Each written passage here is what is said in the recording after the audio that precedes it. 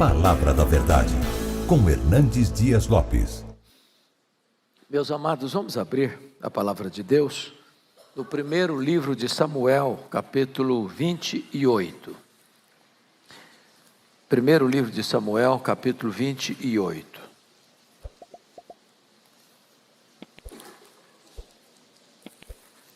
Começaremos a leitura a partir do verso 3.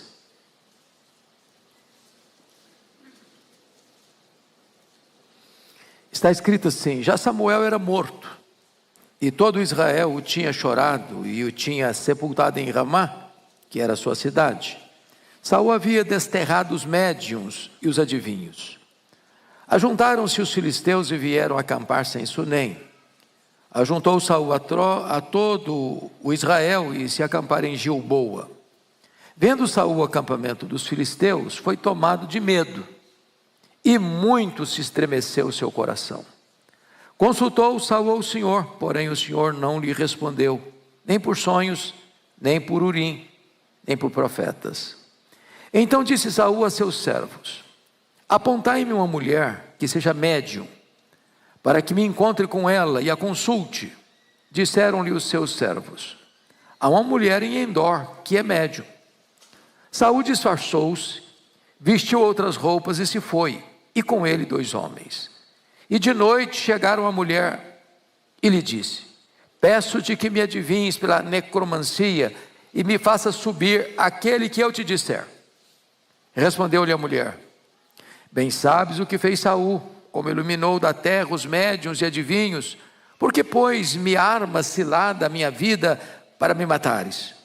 Então Saul lhe jurou pelo Senhor, dizendo: tão certo como vive o Senhor, nenhum castigo te sobrevirá por isso. Então lhe disse a mulher: quem farei subir? Respondeu ele: faze-me subir Samuel. Vendo a mulher a Samuel, gritou em alta voz. E a mulher disse a Saul: por que me enganaste? Pois tu mesmo és Saul. Respondeu-lhe o rei: não temas. Que vês? Então a mulher respondeu a Saul: vejo um Deus que sobe da terra. Perguntou ele: como é a sua figura? Respondeu ela: vem subindo um ancião e está envolto numa capa. Entendendo Saul que era Samuel, inclinou-se com o rosto em terra e se prostrou. Samuel disse a Saul: por que me inquietaste fazendo-me subir? Então disse Saul: muito angustiado estou, porque os filisteus guerreiam contra mim, e Deus se desviou de mim, e já não me responde nem pelo ministério dos profetas, nem por sonhos. Por isso te chamei, para que me reveles o que devo fazer. Então disse Samuel: por que pois a mim me perguntas, visto que o Senhor te desamparou e se fez teu inimigo? Porque o Senhor fez para contigo, como por meu intermédio ele te dissera: tirou o reino da tua mão e deu ao teu companheiro Davi. Como tu não deste ouvidos à voz do Senhor, e não executaste o que ele no furor da sua ira ordenou contra Amaleque, por isso o Senhor te fez hoje isto.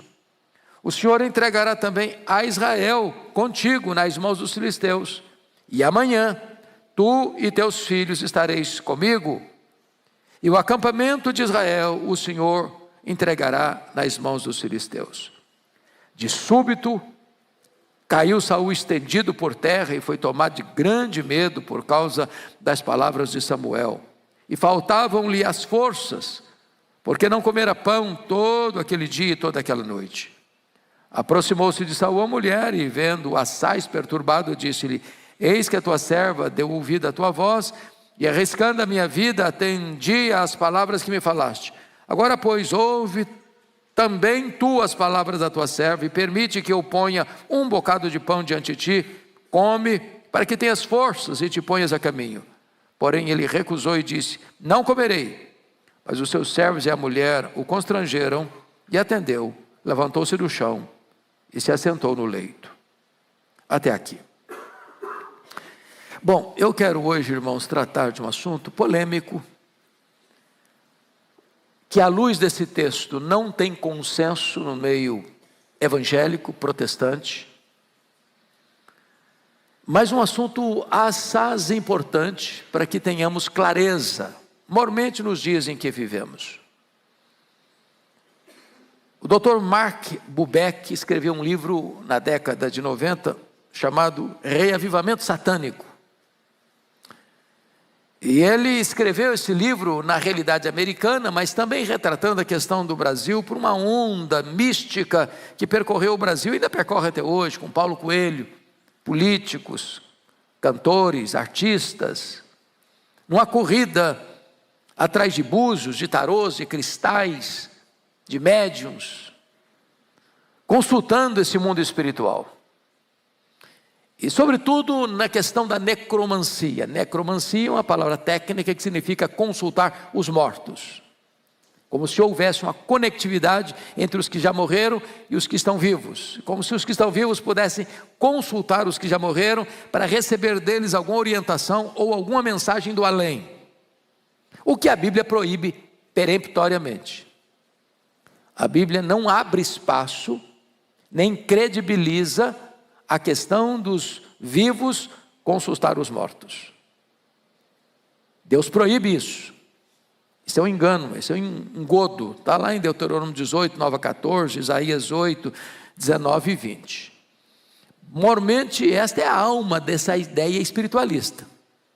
É isso que alimenta essa ideia espiritualista. Por exemplo, morre um filho, morre um pai, morre uma mãe, morre alguém querido, parente achegado. E as pessoas querem saber como é que ela está. Se ela está bem, se ela está passando alguma luta, algum sofrimento, se ela tem alguma mensagem de lá para cá. E é nesse contexto que tantas pessoas são apanhadas e enredadas nesta malha, nesta rede perigosa. Por que Saul caiu nessa malha? O que levou Saul a consultar uma necromante, a uma médium? O que estava acontecendo na vida desse rei que levou-o a essa posição? Primeiramente, nós percebemos que Saul havia abandonado a Deus. Versículo 6 do texto lido. Consultou Saul ao Senhor, porém o Senhor não lhe respondeu, nem por sonhos, nem por Urim, nem por profetas. Esse homem, esse rei rejeitou a Deus, rejeitou a Deus, rejeitou a Deus, rejeitou a Deus de diversas formas, de diversas maneiras, em diversas ocasiões. Chegou a hora que Deus disse para ele: agora eu não vou falar mais com você, nem por profetas, nem por sonhos, nem por Urim, nem por Tumim. É um homem que está aí debaixo desta pressão. Segundo, ele tinha dado mais valor à voz do povo que à voz de Deus. Quando Samuel diz: olha, espera eu chegar. E ele esperou. E como não tinha chegado na hora que ele pensou que tinha que ter chegado, ele tomou a iniciativa de fazer o sacrifício. E logo chegou Samuel e o reprovou por isso. Depois Deus o mandou eliminar os amalequitas, e ele poupou o rei, poupou os rebanhos, numa obediência parcial, que é a desobediência total. Depois ele foi tomado por um ciúme mortal de Davi, e passa 10 anos do seu governo perseguindo Davi para matá-lo. E agora, no auge do seu desespero, numa guerra que se desenha diante dele contra os filisteus, e ao ver o exército filisteu mais fortalecido que o seu exército, diz a Bíblia que ele teve medo, e ele muito estremeceu o seu coração. É diante desse cenário de abalo emocional, de abalo espiritual, de falta de estratégia e força militar para enfrentar o inimigo que já está armado para atacá-lo, é que ele então resolve buscar uma médium, consultar uma médium. O problema é que ele tem consciência de duas coisas. Primeiro, que ele é um homem contraditório. Por que contraditório? Confira comigo, versículo 3 do texto lido. Saul havia desterrado os médiuns e os adivinhos. Ele tinha expulso os médiuns e os adivinhos da sua terra, e agora ele mesmo está indo consultar esses médiuns que ele havia expulsado de Israel. Então, um cara contraditório. Segundo, ele tinha plena consciência que consultar os mortos era uma prática proibida por Deus na lei de Moisés, peremptoriamente proibida. Então, ao consultar uma médium, ele sabia que estava numa rota de colisão com a vontade de Deus, e ele estava contradizendo a si mesmo.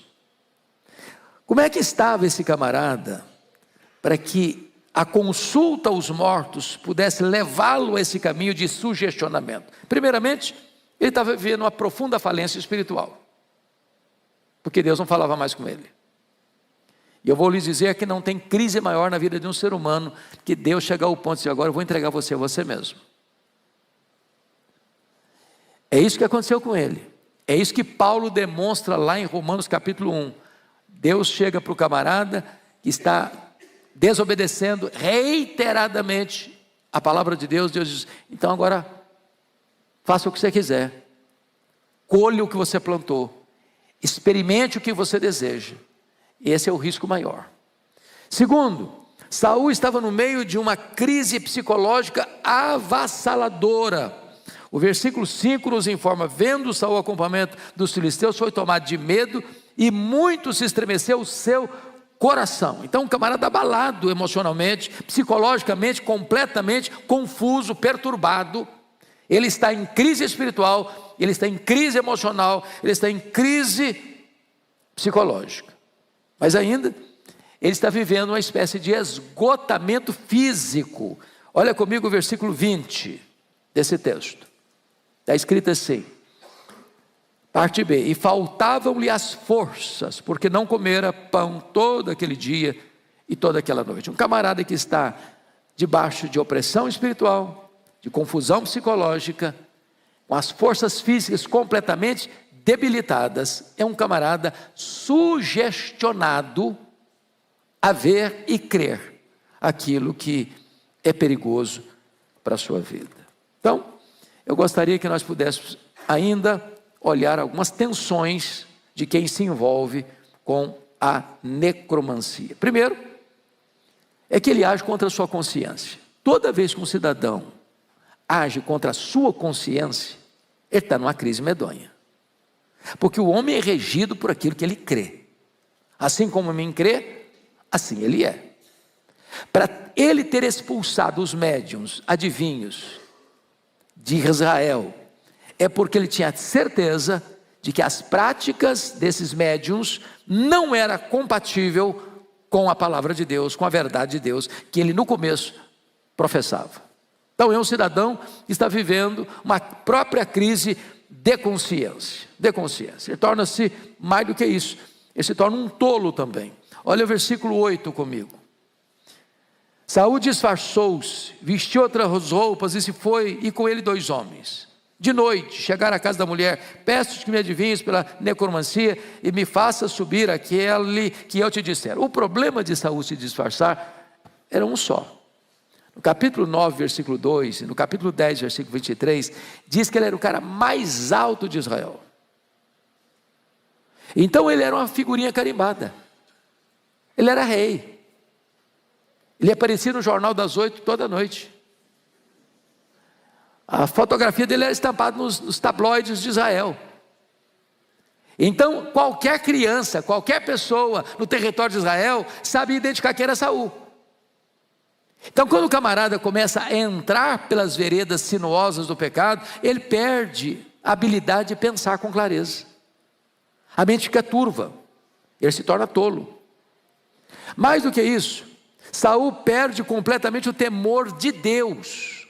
Confira comigo o versículo 10. Olha o que está escrito aí.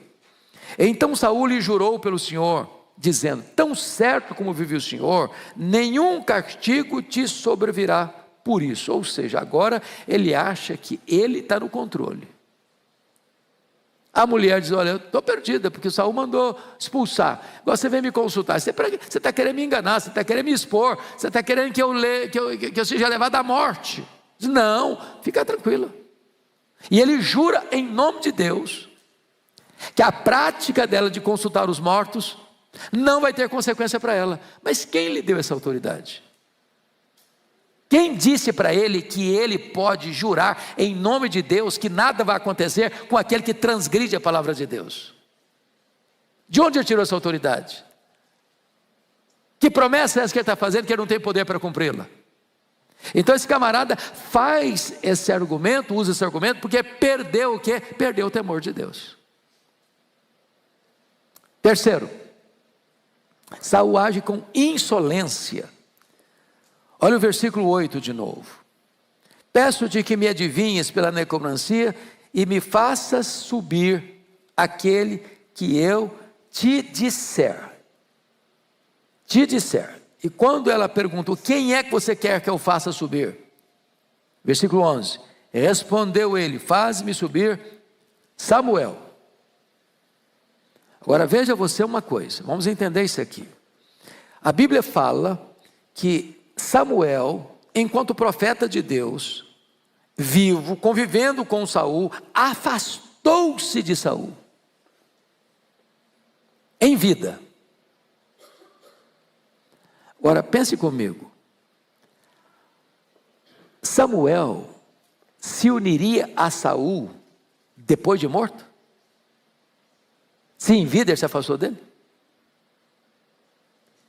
Será que Samuel tornar-se-ia contraditório depois de morto? Porque o que a Bíblia diz lá em Hebreus é que quando um crente morre, o seu espírito é aperfeiçoado para entrar na glória. O Samuel que não pecou em vida, pecaria depois de morto? Depois de morto, Samuel apostataria? Ele faria, depois de morto, aquilo que ele reprovou durante toda a sua vida? Quando o Saul diz, eu quero que Samuel venha, ele está querendo interferir num mundo que ele não tem mais nenhuma ingerência. Porque a Bíblia diz que ao homem está ordenado morrer uma só vez, vindo depois disso o juízo, ou seja, não tem influência daqui para lá, nem de lá para cá. É por isso que a Escritura diz, lá em Lucas 16, que há um abismo posto entre os que estão aqui e os que lá, de tal maneira que os que estão lá não podem passar para cá, nem os que estão aqui podem passar para lá. Há uma barreira intransponível. Quarto lugar, Saul age com credulidade excessiva. Olha o versículo 12. Vendo a mulher a Samuel, gritou em alta voz. E a mulher disse a Saul, por que me enganaste? Pois tu mesmo és Saul, replicou-lhe o rei. Não temas, que vês? Então a mulher respondeu a Saul, vejo um Deus que sobe da terra. Perguntou ele, como é a sua figura? Respondeu ela, vem subindo um ancião, está envolto numa capa. Entendendo Saul que era Samuel, inclinou-se com o rosto em terra e se prostrou. Preste atenção aqui, Saul não viu nada. A partir do verso 15, entabula-se um diálogo entre o suposto Samuel e Saul, mas não que Saul tenha visto Samuel, ele não viu Samuel. Entendendo que era Samuel, aí o diálogo acontece. Então, ele não vê nada, é a sua credulidade tola que gera nele esta fé morta. E ele falou não com o verdadeiro Samuel, ele falou com um suposto Samuel, como veremos daqui a pouco. Quinto, Saul agiu em total desrespeito a Deus e a Samuel. Olha o versículo 15 comigo. Põe na tela, filho, para nós lermos todo o verso 15. Toda a igreja comigo, por favor. Samuel disse a Saul, por que me inquietaste, fazendo-me subir? Então disse Saul, muito angustiado estou, porque os filisteus guerreiam contra mim, e Deus se desviou de mim, e já não me responde, nem pelo ministério dos profetas, nem por sonhos. Por isso te chamei, para que me reveles o que devo fazer. Então preste atenção nisso, que Deus falou, não falo com você, não falo mais, não falo por profeta, não falo por sonho, não falo por Urim, não falo por Tumim. Agora, ele está dizendo para o suposto irmão o seguinte, eu quero que você me fale. Deus não quer falar, mas eu quero que você me fale. Pronto, quem manda que sou eu. Ele está se colocando acima de Deus, contrariando uma ordem de Deus, porque se fosse o verdadeiro Samuel que apareceu ali, Deus estaria falando para ele através de profetas. E Deus disse que não falaria com ele por meio de profetas. Então esse camarada agora se torna insolente. Ele queria usar Samuel morto para desafiar a Deus. Portanto, irmãos, esse texto, como disse, não é um texto simples. E eu vou lhes dizer por quê. Tem 3 interpretações básicas. Primeiro, há aqueles que pensam que esse enredo, que essa narrativa bíblica, trata-se de um embuste, que não aconteceu nada ali. Nem a mulher viu nada, nem Saul viu nada, que tudo foi sugestionamento. Assim pensa Álvaro Reis, por exemplo, e um artigo muito extenso da revista Christian Today. Pensa que foi Samuel, e é triste eu imaginar isso, mas é fato, homens de grande envergadura, por exemplo, pensou Justino Mártir, Agostinho de Hipona, Scofield, Antônio Neves Mesquita, Eddie Murphy, Warren Wiersbe, Joyce Baldwin, Russell Norman Champlin, Adam Clarke, pensaram que foi o Samuel mesmo que apareceu ali. Quem imagina, e eu estou na terceira linha, que o que apareceu ali foi um espírito enganador? Assim pensou Jerônimo, assim pensou Tertuliano, assim pensou Martinho Lutero, assim pensou João Calvino e alguns outros.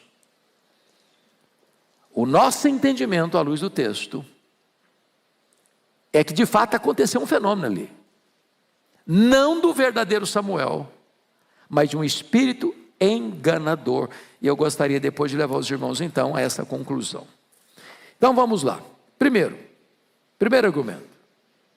O argumento de que a Bíblia é clara em afirmar que os mortos não se comunicam com os vivos. Ora, isso é bíblico. Lembra lá de Lucas 16, 28 a 31, do rico e do Lázaro? Então, abismo. Não dá para quem está aqui para lá, nem de lá para cá. É intransponível. E quando na linguagem de Jesus, o rico disse, então manda a Lázaro que vai lá na casa do meu pai, porque eu tenho 5 irmãos, para eles não virem para cá. Qual foi a resposta? Eles têm Moisés e os profetas, ouçam-nos. E o que Moisés falou? Condenou a necromancia. O que os profetas falaram? Condenaram a necromancia. Mas ele retrucou, não, pai Abraão, se Lázaro sair dos mortos e for lá falar, eles vão acreditar. Qual foi a resposta? Ainda que ressuscitasse dentre os mortos, fosse lá, não acreditariam. Se não crê em Moisés e os profetas, não acreditariam de jeito nenhum. Para falar, tem que ressuscitar. O morto tem que ressuscitar, se é para falar com alguém que está vivo. O morto não fala com o vivo. Não há comunicação entre mortos e vivos. Isso está claramente posto. Quer um exemplo bíblico? Quando Davi teve aquele filho da Batseba, e a Bíblia diz que o menino nasceu, adoeceu, e Davi se angustiou tanto, e aí quando o menino morreu, qual foi a fala de Davi? Eu irei a ele, mas ele não voltará a mim. O que Davi está dizendo? Um dia eu também vou morrer, e vou entrar nessa realidade, mas o menino que morreu não vem falar comigo. Não há comunicação entre vivos e mortos. Isso é peremptório na Bíblia. Segundo argumento. O Senhor não respondeu a Saul por meio de profetas. Versículo 6. Se Deus não respondeu a Saul por meio de profetas, então não pode ter sido Samuel bíblico que apareceu lá, porque Samuel bíblico era um profeta. Agora, quer ver o que a Bíblia diz? Ponha na tela, por favor, filhos. 1 Crônicas 10. 13 e 14. 1 Crônicas 10, 13 e 14. Toda a igreja lendo comigo, por favor. Vamos juntos? Assim morreu Saul por causa da sua transgressão cometida contra o Senhor, por causa da palavra do Senhor, que ele não guardara, e também porque interrogara e consultara uma necromante, e não ao Senhor, que é por isso o matou e transferiu o reino a Davi, filho de José. Deus o matou, não porque consultou Samuel, porque consultou quem? Uma necromante.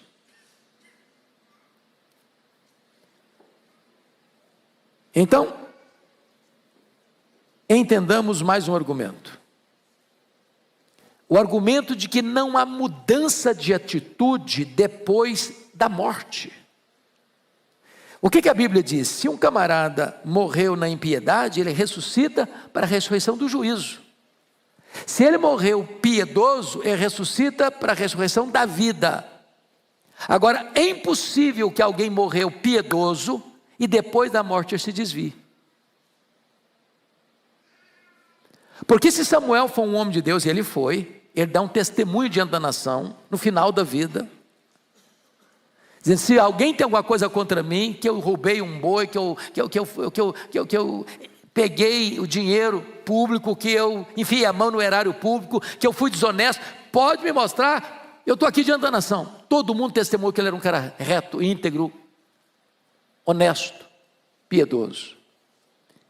Esse camarada pecaria contra Deus depois de morto? Se Deus proibiu a consulta aos mortos, ele teria essa prática? Uma vez que ele viveu uma vida santa, depois da morte ele se desviaria da verdade? Não há qualquer possibilidade que isso tenha ocorrido.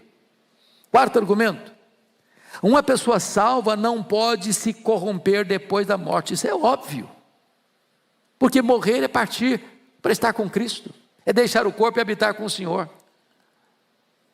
Então não é possível que alguém que está na glória do Senhor, desfrutando das venturas celestiais, desça dessa glória para fazer o que Deus proíbe. Não pode ser certamente então o verdadeiro Samuel que apareceu por lá. Mas ainda outro argumento: o descanso dos salvos não pode ser interrompido para a prática do pecado. O que a Bíblia diz? Bem-aventurados aqueles que desde agora morrem no Senhor e descansem das suas fadigas, e as suas obras os acompanham. Como é que o Senhor Deus ia tirar o Samuel do seu descanso e trazê-lo para um centro de mediunidade para cometer uma transgressão de uma ordem expressa de Deus, não consultar os mortos? Mas ainda, sabe o que a Bíblia diz?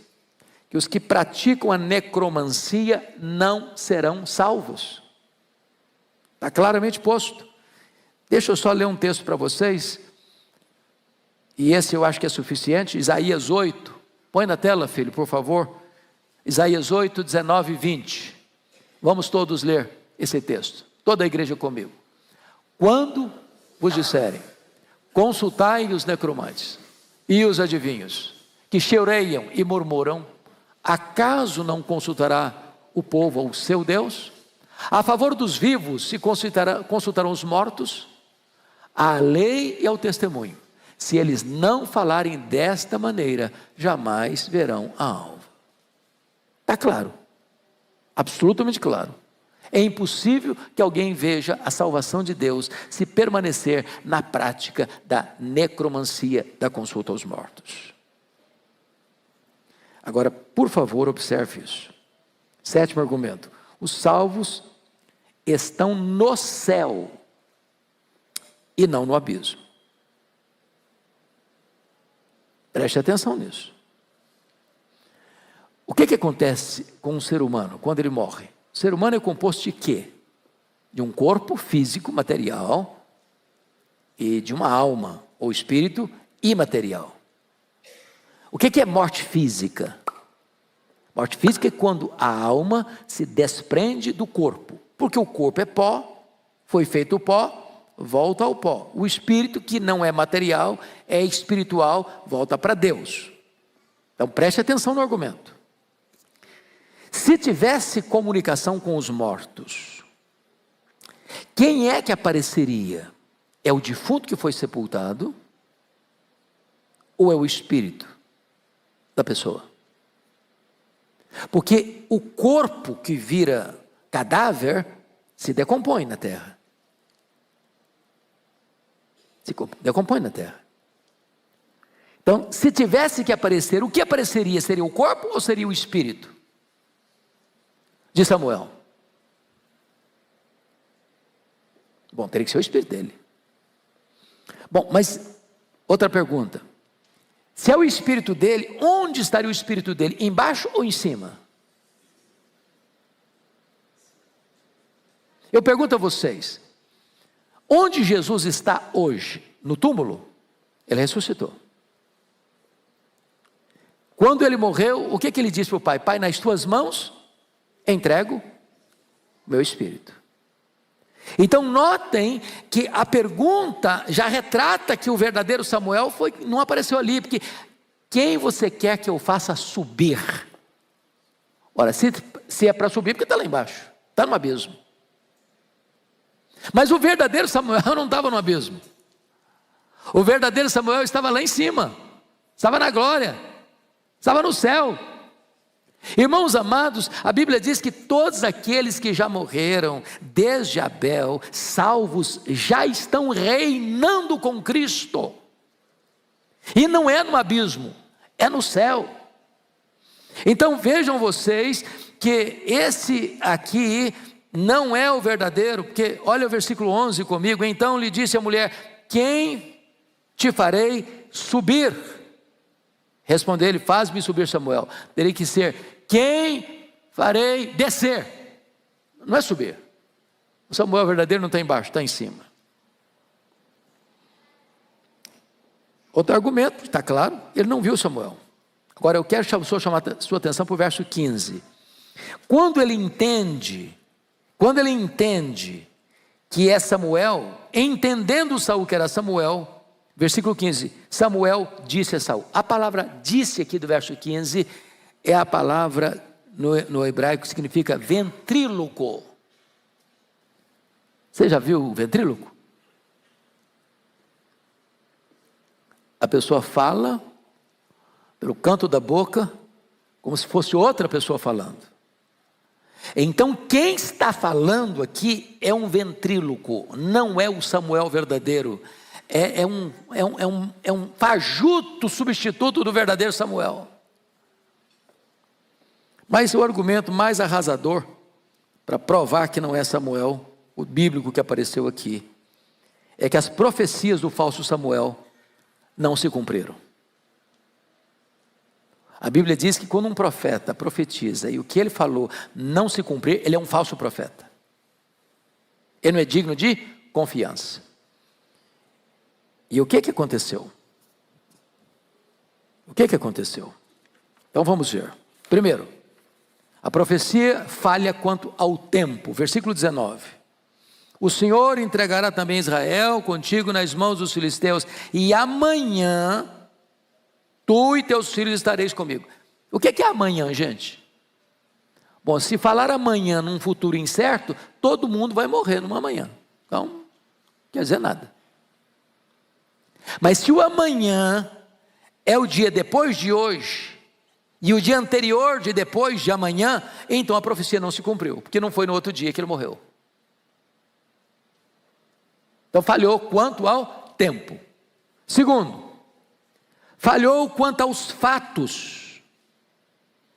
Versículo 19, está escrito assim: o Senhor entregará também Israel contigo nas mãos dos filisteus.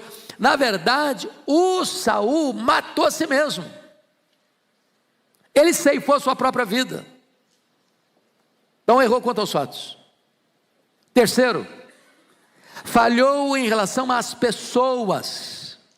Olha o que está escrito no verso 19: amanhã tu e teus filhos estareis comigo. Falhou quanto às pessoas, por quê? Porque naquela batalha contra os filisteus, não morreram todos os filhos de Saul, morreram apenas Jonatas, Aminadab e Malquizua, mas Isbosete, Armone e Mefibosete não morreram. Então errou quanto às pessoas. E finalmente, a profecia do falso Samuel falhou quanto ao lugar para onde foi Saul. Porque o verdadeiro Samuel estava num lugar muito diferente do Saul. Saul morreu na sua impiedade. E certamente não foi para o mesmo lugar do verdadeiro Samuel. Mas acertou ao mesmo tempo. Porque o Saul foi exatamente para o mesmo lugar do falso Samuel. Do Samuel da necromancia. do Samuel produzido pela feitiçaria.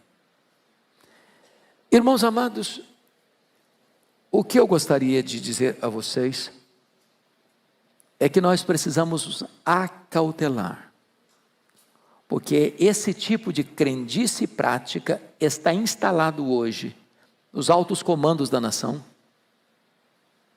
Esse tipo de crença hoje está instalado em escolas públicas, com dinheiro público, produzindo material didático, com esse viés.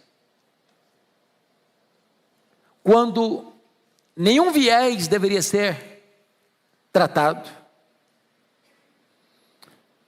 E nós precisamos nos acautelar, porque esse tipo de pensamento está hoje na grande mídia, nas novelas, nos filmes,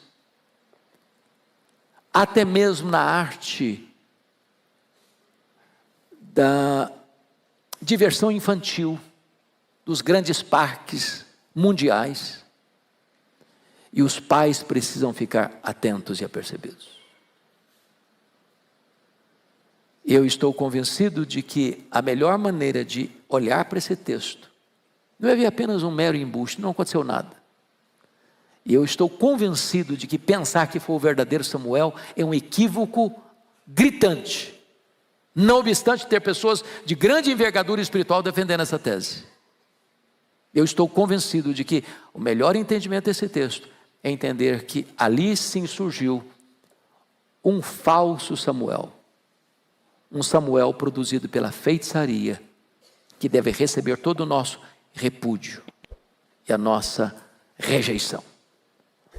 Escolhamos a verdade, fiquemos com a verdade, fiquemos com as Escrituras, que Deus nos ilumine o coração e a mente. Amém.